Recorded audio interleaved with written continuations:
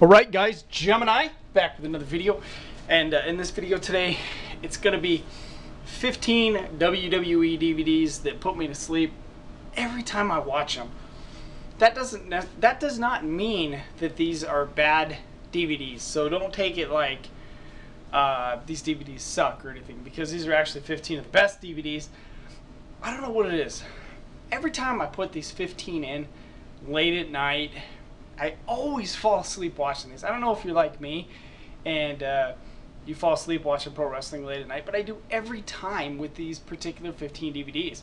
Now please, like I said, no disrespect, but maybe it's a combination of me being tired after working all day or whatnot. Something like that. Very well could be, you know, you get tired, you know, you drink a couple beers, you start watching wrestling and you fall asleep. Like I said, these aren't bad DVDs, but for some reason I always pass out watching these. And that could be a combination of me seeing these matches and DVDs so many times and seeing so much of this footage in the past that I just pass out. And we'll get started. Edge, a decade of decadence. I don't know what it is. When I start watching Edge wrestle, like his SmackDown matches around '99 and 2000, it's just lights out for me. Not that, I mean, Edge is one of my favorite wrestlers of all times. I can't really explain it. It just kind of happens. Another one that I always pass out watching, Triple H, Thy Kingdom Come.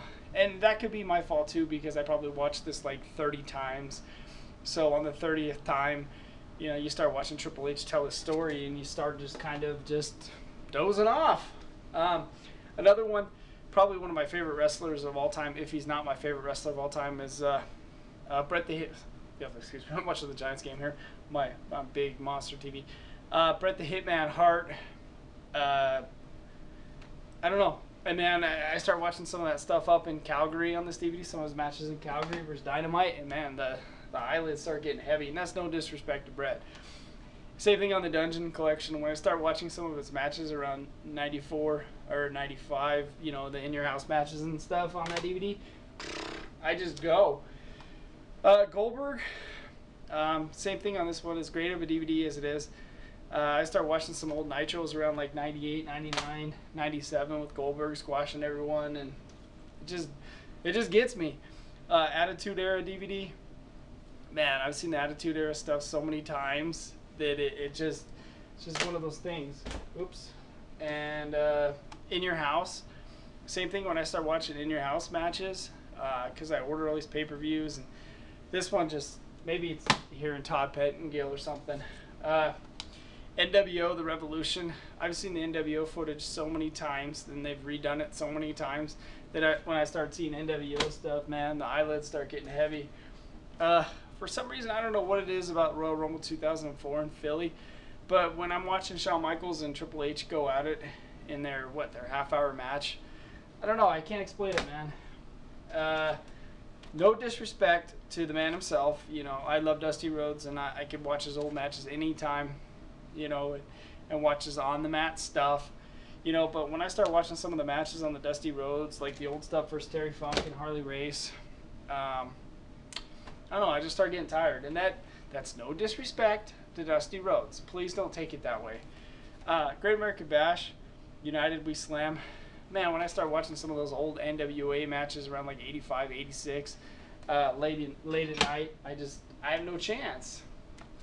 Ricky the Dragon Steamboat, same thing. I start watching some of his old stuff, his early NWA stuff, and listening to his words. I just go. For some reason, I don't know why, I don't have a reason, but Shawn and Bret, Greatest Rivalries match. When I start watching old Shawn and Bret matches, like the Rockers versus the Hart Foundation, it's hard to stay awake sometimes. Not that it's bad, not that it's boring. Same thing on the Ric Flair DVDs, the Definitive Collection and Ric Flair Ultimate Collection.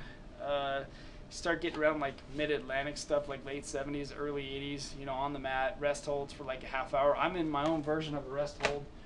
And then the last one up, great DVD, great man, great Memphis wrestling. But late at night, if I'm watching Jerry Lawler, say, wrestle Andy Kaufman or something, and I'm tired, or he's wrestling a long, like 45-minute match, man, I start going. So that's 15 WWE DVDs with no disrespect that put me to sleep. So I'm curious about your DVDs that you always pass out watching. I'm Gemini. Thank you for watching. Have a good one.